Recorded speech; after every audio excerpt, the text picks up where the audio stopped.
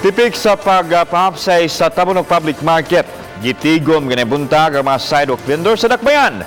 Gipasabot sila ni Joy Tumulak, ang traffic czars sa Dakbayan, nga ang mga sidewalk vendors panahon sa kagabion ang nakatampo sa hinay nga dagan sa trapiko sa Dakbayan. Hinoon, lakip sa tigumo ni Tumulak mao mga tricycle ug tricycle driver, lakip na ang mga habal-habal driver nga magpasagad og parking. Ganina usa sa nasabutan sa mga vendors mao ang dili irog nga ang ilang mga lamisa ug susama ra ang mga gidakon nini.